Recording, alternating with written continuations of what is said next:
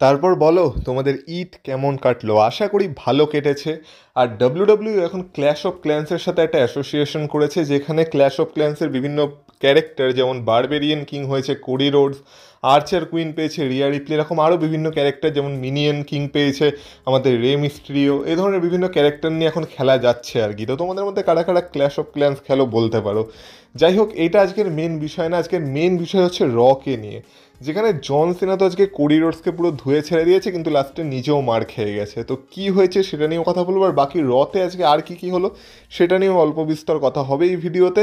তো ভিডিওটা পুরোটা থেকেও স্কিপ করো না, কারণ তোমরা দেখছো wrestle entertainer. So let's start the entertainment.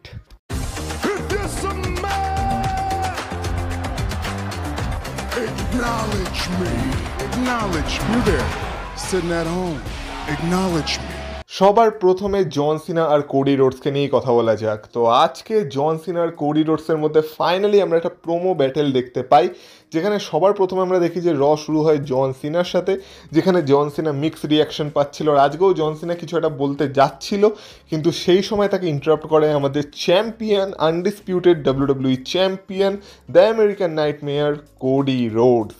R Cody Rhodes এসে বলে গত 2 সপ্তাহ ধরে জন সিনা শুধু মাইকে বকবকি করে চলেছে, তো আজকে আমি জন সিনার কাজকে একটু সহজ করে দিচ্ছি, আজকে জন সিনা যা যা বলতে চায় সেগুলো আমি বলে দিচ্ছি।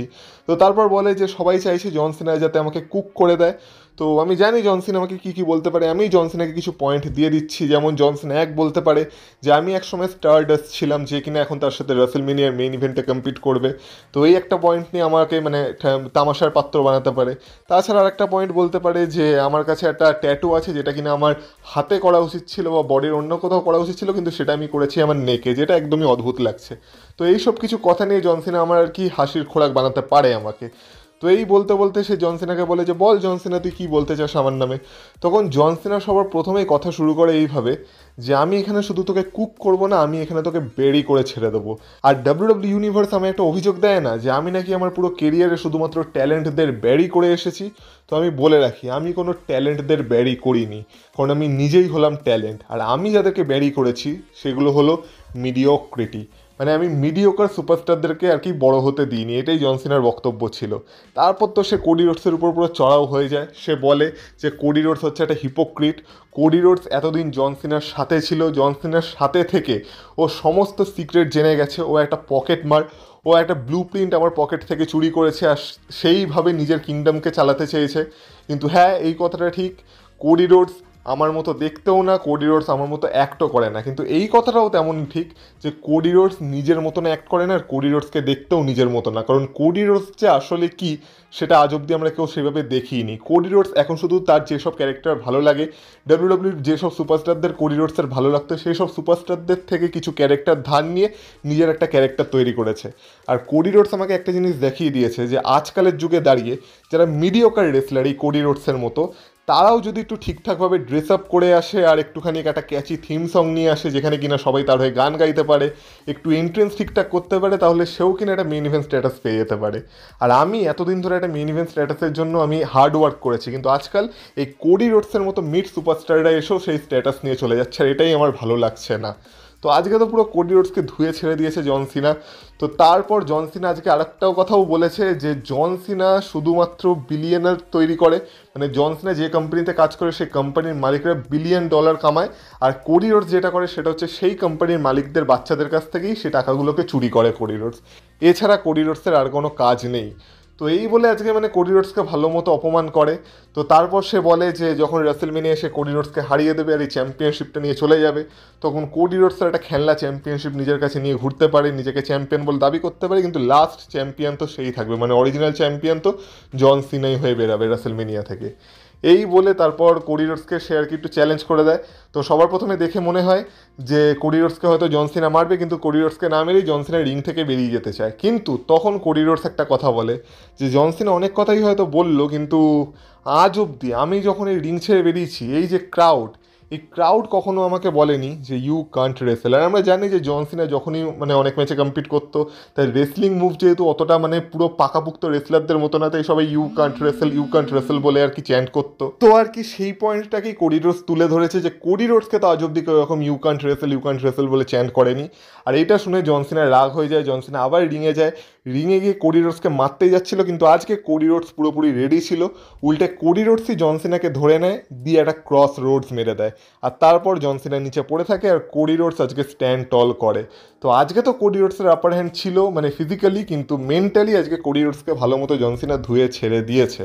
তো আপাতত এটাই জন সিনার লাস্ট অ্যাপিয়ারেন্স ছিল। এখনও পরের সপ্তাহে রয়ের জন্য জন সিনাকে অফিসিয়ালি অ্যাডভার্টাইজ করা হয়নি, কিন্তু এরপর জন সিনা কখনো সারপ্রাইজ অ্যাপিয়ারেন্স করতে চাইলে করতেই পারে রাসেলমেনিয়ার আগে, যেটা করা উচিত। আর আজকে একটু রকেরও মেনশন হয়েছিল, যেটার জন্য এতদিন ধরে সবাই কথা বলছিল যে রকের মেনশন কেন হচ্ছে না। তো আজকে ছোটোখাটো রকেরও মেনশন ছিল, এমনকি কোডি রোডস মাঝখানে এই কথাটাও বলেছিল যে যে কিনা মানে জন সিনাকে পছন্দ করতো সে এখন ডাব্লিউডাব্লিউতে নেই, এমনকি তার নামও নেওয়া যায় না, কিন্তু আমাকে ক্রাউড পছন্দ করেছে। তো এইভাবে আজকে তাদের মধ্যে আমরা একটা প্রোমো ব্যাটেল দেখতে পারি, যেটা অসাধারণ ছিল। কিন্তু হ্যাঁ, প্রোমো ব্যাটেলের দিক থেকে আজকে জন সিনার আপার হ্যান্ড ছিল, যদিও লাস্টে Cody Rhodes physically upper hand নিয়ে চলে যায়। এবার দেখা যাক রাসেলমেনিয়ার আগে এদের মধ্যে আর কোনো কনফ্রন্টেশন হয় কিনা, কিন্তু হ্যাঁ আজকের কনফ্রন্টেশনটা কিন্তু দারুণ ছিল। তাই এইভাবে র আজকে দুর্দান্তভাবে শুরু হয়ে গেছিল। নেক্সট আমরা আজকে রতে যে বড় জিনিসটা দেখতে পাই সেটা এসেছিল জে উসো ভার্সেস গান্থারের স্টোরি লাইন থেকে, যেখানে ফাইনালি ডাব্লিউডাব্লিউ অন্য কিছু করার চেষ্টা আজকে করেছে। যেখানে আমরা সবার প্রথমে দেখতে পাই যে যেমন অ্যানাউন্স ছিল যে আজকে গান্থার ভার্সেস জিমি উসোর মধ্যে একটা ম্যাচ আমরা দেখতে পাবো। তো ম্যাচের শুরুতে আমরা দেখতে পাই যে জে উসো জিমি উসোকে একটু সাবধান করে, তারপর তাদের মধ্যে ম্যাচটা শুরু হয়।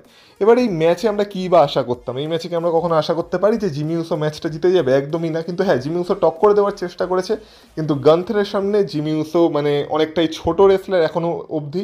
তো সেই কারণে আমরা দেখতে পাই ইজিলি গান্থার এই ম্যাচে জিমি উসোকে হারিয়ে দেয়। মানে হ্যাঁ, জিমি উসো যেমন বললাম টক করে দেওয়ার চেষ্টা করেছিল, কিন্তু গান্থারের সামনে জিমি উসোর কোনো কিছুই টেকে না, আর জিমি উসোকে গান্থার লাস্টে পাওয়ার বোম মেরে হারিয়ে দেয়। কিন্তু শুধুমাত্র এইখানেই গান্থার থেমে থাকেনি, আমরা দেখি এর পরেও গান্থার জিমি উসোর উপর মানে অ্যাটাক কন্টিনিউ করে।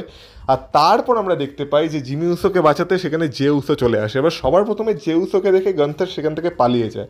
তো তারপর জিমি উসো যেহেতু মানে বাইরে পড়েছিল, তো আমরা দেখতে পাই গান্থারকে সেখান থেকে তাড়িয়ে আমাদের জে উসো আর কি জিমি উসোকে নিয়ে আর ডাব্লিউডাব্লিউ কিছু অফিসিয়ালসদের নিয়ে সেখান থেকে বেরিয়ে যেতে চায়, কিন্তু পেছন থেকে এসে গান্থার আবার জিমি উসোর আর জে উসোর উপর অ্যাটাক করে দেয়। কিন্তু এই সময় গান্থার আরেকটা যেটা কাজ করে সেটা হলো শুধুমাত্র জে উসো আর জিমি উসোর উপর অ্যাটাক করে না, জে উসোর উপর অ্যাটাক করে একটা জিপ টাইট দিয়ে জে উসোর যে হাত সেটাকে রিং রোপের সাথে আটকে দেয়। আর রিং রোপের সাথে আটকে দেওয়ার পর জে উসো আর সেখান থেকে বেশি নড়তে পারে না।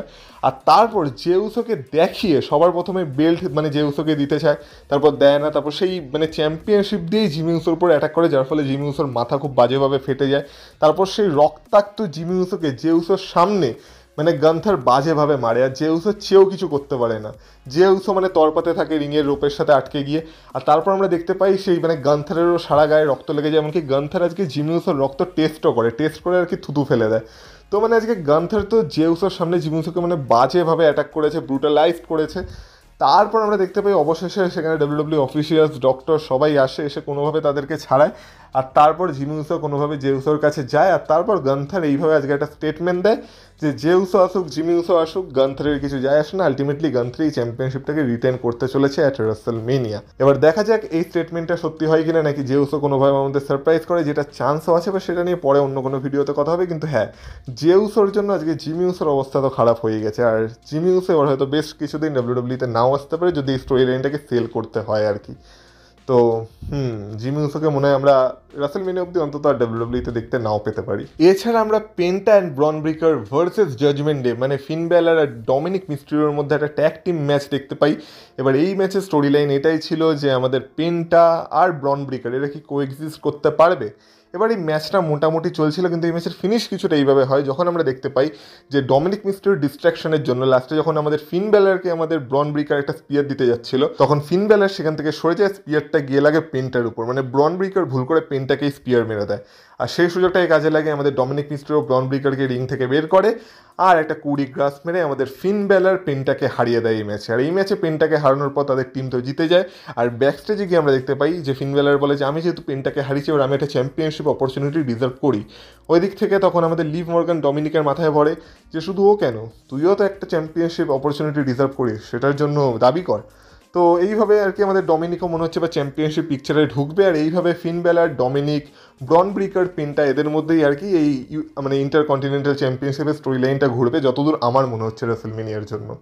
এছাড়া আজকে আমরা মানে এজে স্টাইলস আর লোগান পলের মতো একটা সেগমেন্ট দেখতে পাই, যেখানে আজকে আর কি লোগান পলের এজে স্টাইলসকে কল আউট করার কথা ছিল, কিন্তু এজে স্টাইলস সবার প্রথমেই রিংয়ে চলে আসে আর বলে যে লোগান পলের তো কল আউট করার কথা ছিল, কিন্তু লোগান পল যখন আমাকে ডাকছেই না, তখন আমি লোগান পলকে দেখে নিয়ে আর শুনি ওর কী বলার আছে। তো তারপর লোগান পল পুরো মানে বেড়ে একটা বড় সুপারস্টারের মতো নিজেকে মনে করে, আর লোগান পল বলে যে আমি এখানে এসেছি সেটাই অনেক বড় কথা, আর আমি যদি তোদেরকে ওয়েট করিয়ে রাখি যে কখন আমি এজে স্টাইলসকে ডাকবো তার জন্য তোদেরকে ওয়েট করতে হবে, তো সেটা তোদেরকে করতে হবে, কারণ আমি হলাম লোগান পল। মানে লোগান পল আজকে নিজের একটা আলাদাই আত্ম অহংকারে ছিল।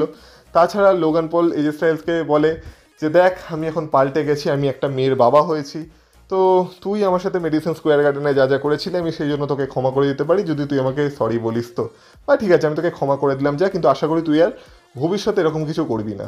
তো তারপর ওই দিক থেকে এজে স্টাইলসও তো ছেড়ে দেওয়ার পাত্র না, এজে স্টাইলসও বলে যে হ্যাঁ তুই ঠিক বলেছিস, আমিও একটা মেয়ের বাবা, তো আমিও জানি যে কেমন ফিল করা উচিত, তো আমিও তোকে ক্ষমা করে দিলাম। তখন লোগান পল বলে তুই আমাকে কী করতে ক্ষমা করছিস?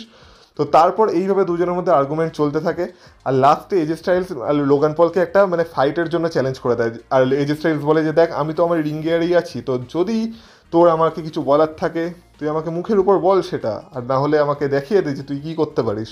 তখন লোগান পল বাঁচার জন্য বলে যে দেখ আমি হলাম লোগান পল, আর আমি জানি যে আমি খুব বড় সুপারস্টার, আর আমি টাকা ছাড়া কিছু করি না, আর আমি এসব মানে প্রত্যেকটা ফাইটের জন্য অনেক অনেক টাকা ডিমান্ড করি, আর আজকে এই সিটিতে সবাই গরিব, এই সিটিতে কেউ আমার ম্যাচ দেখার ডিজার্ভ করে না, আর আমি এরকম একটা ছোটোখাটো শহরে ম্যাচ করতেও চাই না, তো তুই একটু তোর চাওয়া পাওয়াটাকে বাড়া, মানে এজে স্টাইলসকে বলে, আর বলে যে দেখ যদি তুই একটা ফাইট চাস তো এই ফাইটটাকে একটা বিগ ফাইট বানানো যায়। তারপর আমরা দেখতে পাই এই বলে লোগান পল আর কি রাসেলমেনিয়া সাইনের দিকে পয়েন্ট করে, মানে রাসেলমেনিয়ার জন্য এজে স্টাইলসকে আর কি চ্যালেঞ্জ করে দেয়।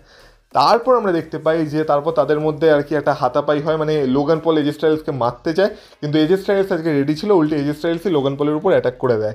কিন্তু লাস্টে আমরা দেখতে পাই যে এই যে পুরো ব্রলটা চলে এটা শেষ হতে হতো আজকে লোগান পলেরই আপার হ্যান্ড থাকে, আর লোগান পল কোনোভাবে এজে স্টাইলসকে আজকে ধরাশায়ী করে দেয়। তো রাসেলমেনিয়ার আগে এদের মধ্যে আর কি হবে, আর কোনো ফিজিক্যাল কনফ্রন্টেশন হবে কি না পরের সপ্তাহে সেটাও এখন দেখার বিষয়, কিন্তু হ্যাঁ এই ম্যাচটাই তার মানে রাসেলমেনিয়ার জন্য যাচ্ছে, এটা আজকে অফিসিয়ালি কনফার্ম হয়ে গেছে, এমনকি ম্যাচের গ্রাফিক্সও অফিসিয়ালি চলে এসেছে। তো এই ম্যাচটার জন্য আমি এক্সাইটেড, কারণ এই ম্যাচটা আমি বহুদিন আগেই প্রেডিক্ট করেছিলাম যে এই বছরের রাসেলমেনিয়াতে হতে পারে। আর যদি ফাইনালি রয়ের মেন ইভেন্টের কথা বলা হয় তো সেখানে ম্যাচ ছিল রিয়া রিপ্লি ভার্সেস ইও স্কাইয়ের মধ্যে WWE ওমেন্স হেভিওয়েট চ্যাম্পিয়নশিপের ম্যাচ, যেখানে স্পেশাল গেস্ট রেফারি ছিল বিয়াঙ্কা বেলেয়ার। এবার বিয়াঙ্কা বেলেয়ার যদি স্পেশাল গেস্ট রেফারি থাকে তাহলে সেই ম্যাচ আর কীভাবেই বা ক্লিন ফিনিশ হতে পারে। তো আমরা দেখতে পাই যে রিয়া রিপ্লি আর ইও স্কাইয়ের মধ্যে একটা ভালো ম্যাচ চলে, এই ম্যাচে অনেক ক্লোজ পিনফল হয়, এবার ক্লোজ পিনফল তো মানে বিয়াঙ্কা প্লেয়ারের জন্য হয় বলা যেতে পারে, কিন্তু একটা মোমেন্টে আমরা দেখি যে রিয়া রিপ্লি ভুল করে আমাদের বিয়াঙ্কা প্লেয়ারের উপরই অ্যাটাক করে দেয়, আর বিয়াঙ্কা প্লেয়ার রিংয়ের বাইরে চলে যায়, আর সেই সময় একটা রেপটাইড মেরে দেয় ইও স্কাইয়ের উপর, আর তারপর প্রায় 15 কাউন্ট ধরে ইও স্কাই নিচে পড়েছিল, কিন্তু পিন করার জন্য বিয়াঙ্কা প্লেয়ার ছিলই না সেখানে, আর অবশেষে যখন বিয়াঙ্কা প্লেয়ার রিংয়ে ওঠে তখন 2 কাউন্টের মধ্যে ইও স্কাই উঠে যায়। তো তারপর আমরা দেখতে পাই ভুলবশত আবার রিয়া রিপ্লি আমাদের বিয়াঙ্কা প্লেয়ারের উপর অ্যাটাক করে দেয়, ওই দিক থেকে ইও স্কাইও বিয়াঙ্কা প্লেয়ারের উপর অ্যাটাক করে দেয়, আর বিয়াঙ্কা প্লেয়ার এত মার খায়, তো বিয়াঙ্কা প্লেয়ার বলে ধুর ছাতা আমি কি মন্দিরের ঘন্টা নাকি যে আসছে বাজিয়ে দিয়ে চলে যাচ্ছে। তো এই ম্যাচটার কোনো ক্লিয়ার রেজাল্ট বেরাই না, আর ডাবল ডিসকোয়ালিফিকেশনে ম্যাচটা শেষ হয়ে যায়, আর ডাবল ডিসকোয়ালিফিকেশনে ম্যাচটা শেষ হয়ে যাওয়ার মানে যে চ্যাম্পিয়ন সে চ্যাম্পিয়নই থেকে গেল, রিয়া রিপ্লির আর চ্যাম্পিয়ন হওয়া হলো না। আর এই জন্য রিয়া রিপ্লির রাগে লাস্টে আমরা দেখতে পাই যে এই ম্যাচের শেষে একটা 3 জনের মধ্যে ব্রল হয়, যেই ব্রলে আজকে রিয়া রিপ্লির আপারেন্ট থাকে, আর রিয়া রিপ্লি ইও স্কাই আর বিয়াঙ্কা প্লেয়ার দুজনের উপরই বাজেভাবে অ্যাটাক করে লাস্টে আমরা দেখি যে চ্যাম্পিয়নশিপটাকে রেইজ করতে থাকে, আর এইভাবে আজকে রয়ের এপিসোড শেষ হয়। তো আমি বলবো আজকে রয়ের এপিসোড মোটামুটি ছিল, রাসেলমেনিয়ার জন্য ঠিকঠাক বিল্ড আপ ছিল। সব থেকে ভালো সেগমেন্ট আমার লেগেছে জন সিনার কোডি রোডসের সেগমেন্ট, আর তারপর আমার জেউস আর গান্থারের সেগমেন্টটাও আজকে ভালো লেগেছে, মানে অন্তত WWE অন্য কিছু করার চেষ্টা করেছে। তো যাই হোক তোমাদের আজকে র কেমন লাগলো অবশ্যই কমেন্ট বক্সে কমেন্ট করে বলতে পারো, আর এই ভিডিওটা যদি তোমাদের ভালো লেগে থাকে এই ভিডিওটা তো অবশ্যই এটা লাইক করে দিয়েছো, আর এই চ্যানেলে যদি নতুন হয়ে থাকো তো প্লিজ চ্যানেলটাকেও সাবস্ক্রাইব করে দিয়েছো, আর বাকি তোমরা যদি আমাকে ইনস্টাগ্রামে ফলো করতে চাও তো তার লিঙ্ক পেয়ে যাবে তোমরা এই ভিডিও ডিসক্রিপশন বক্সে, তো সেখান থেকে তোমরা আমাকে ফলো করে আসতে পারো। তো রাসেলমেনিয়ার আগে আমি একটা টার্গেট নিয়েছি ছোটোখাটো, যে আমি 16,000 সাবস্ক্রাইবার্স কমপ্লিট করতে পারি কিনা, দেখা যাক সেটা হয় কিনা। তো তোমরা যদি চাও আমাকে হেল্প করতে পারো, এখন আমার মানে কারেন্ট সাবস্ক্রাইবার কাউন্ট 15,200, তো আর 800 সাবস্ক্রাইবারের মতো বাকি আছে, তো দেখা যাক রাসেলমেনিয়ার আগে সেটা কমপ্লিট হয় কিনা। তো সবই তোমাদের হাতে, তো তোমরা চাইলে যদি আমার কাজ তোমাদের ভালো লেগে থাকে অবশ্যই সাবস্ক্রাইব করো চ্যানেলটাকে, আর বাকি তোমাদের সাথে কথা হবে আবার পরের ভিডিওতে, ততক্ষণ তোমরা ভালো থেকো, টাটা।